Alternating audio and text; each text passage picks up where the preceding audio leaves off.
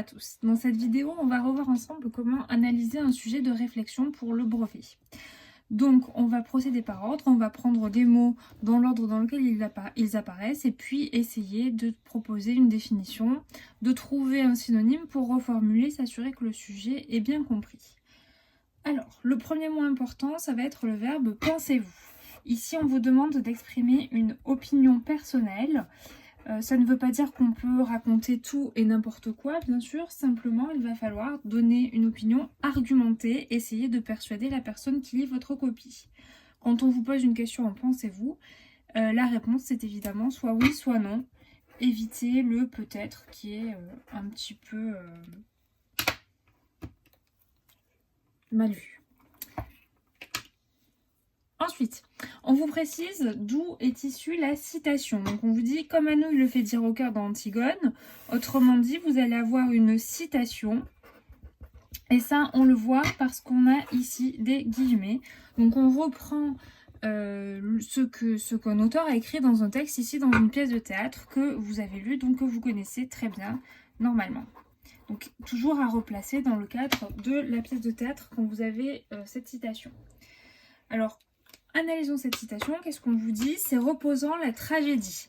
Là, normalement, vous vous rendez compte qu'il y a ce qu'on appelle un oxymore entre reposant, qui est quelque chose de plutôt positif, un sentiment qui évoque le calme, avec la tragédie qui est plutôt, qui a une connotation, on va dire, plutôt négative. La tragédie, c'est au contraire, on va dire, une pièce de théâtre dans laquelle un personnage affronte son destin.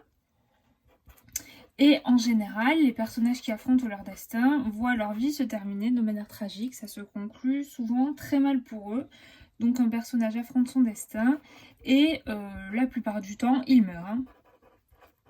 Voilà, donc c'est ce qui arrive par exemple à Antigone dans la pièce. Et elle n'est pas la seule à mourir puisqu'elle entraîne toutes les personnes qu'il aime avec elle. Elle entraîne avec elle son fiancé Aimon et la mère d'Aimon. Donc on vous dit c'est reposant, autrement dit on est censé être dans une situation de calme, d'apaisement, pas du tout de tension. C'est, si vous voulez, le contraire de angoissant.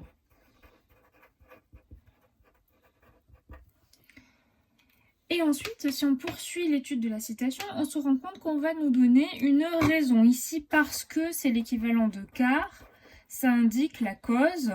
Donc on va vous expliquer ce paradoxe entre reposant la tragédie, c'est ce qu'on appelle un paradoxe. Et on va vous dire pourquoi ce paradoxe a été prononcé dans la pièce. Donc la raison du paradoxe, c'est qu'on sait qu'il n'y a plus d'espoir, le sale espoir. Là encore, vous voyez qu'on a la même figure de style. On a ici aussi un oxymore, puisque a priori l'espoir c'est quand même quelque chose qui est plutôt positif. Alors que quand on dit l'adjectif sale, ça a une connotation négative. Donc, qu'est-ce que c'est que l'espoir? C'est le fait de croire que la situation va s'améliorer. Et ça, a priori, c'est censé être plutôt positif. C'est ce qu'on aimerait avoir dans la vie. Or, ici, dans Antigone, on vous dit que l'espoir, c'est un sale espoir et qu'il a totalement disparu. Il n'y a plus, ça veut dire qu'il a disparu. Il y a eu une disparition de cet espoir. Pourquoi? Eh bien parce que vous vous souvenez sans doute qu'au début de la pièce, dans le prologue, Anouilh explique ce qui va arriver à tous les personnages. Et dès le départ, on sait qu'Antigone va mourir. On le sait, on nous l'a dit, on nous l'a annoncé. Et j'insiste donc sur ce présent qui a ici une valeur de vérité générale. Autrement dit, ce serait le cas dans toutes les tragédies. Dans toutes les tragédies, ça va mal se terminer et on le sait, c'est quelque chose qu'on n'apprend pas en cours de route, on en est conscient dès le départ. On vous demande ensuite des consignes plus précises, on vous demande de présenter votre réponse dans un développement organisé.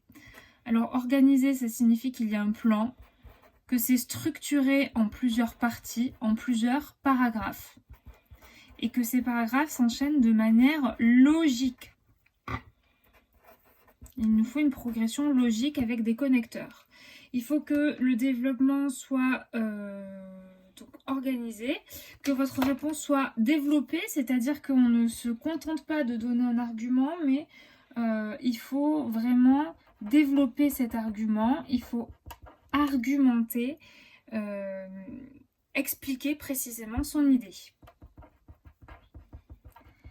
Et pour cela, on va devoir s'appuyer sur des exemples qui doivent être précis et qui seront issus soit de vos cours, soit de votre culture personnelle. Donc ici, on fait référence à une pièce de théâtre.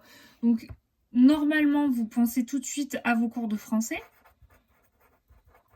Mais vos cours, ça peut être aussi vos cours d'histoire-géographie, vos cours d'art, etc. Si vous connaissez d'autres exemples. Et puis votre culture personnelle, là, ça va faire plutôt référence à, par exemple, au cinéma, aux actualités, si vous le souhaitez, pourquoi pas. À votre vie personnelle, vous avez le droit, par contre, éviter d'utiliser trop d'exemples de la vie personnelle. On va essayer de se limiter. Essayez plutôt d'utiliser votre culture. Enfin, dernière chose, si on relit la citation, on vous dit c'est reposant la tragédie. On peut comprendre ici qu'il y a quelque chose qui est sous-entendu, qui est implicite. Je vous rappelle que implicite, ça veut dire qu'on ne le dit pas clairement, on le sous-entend, on le suggère. Ce qui est implicite, c'est la comparaison avec la vie réelle. C'est reposant la tragédie, alors que la vie réelle, elle n'est pas reposante, parce que dans la vie réelle, on aurait de l'espoir qu'on n'a pas dans la tragédie, puisqu'on sait comment ça va se terminer, alors que dans la vie réelle, non. Voilà, je vous laisse avec ces quelques éléments de réflexion. Essayez de m'organiser des idées avec des exemples que vous connaissez dans un développement donc, qui sera un sujet de rédaction. Je vous laisse réfléchir.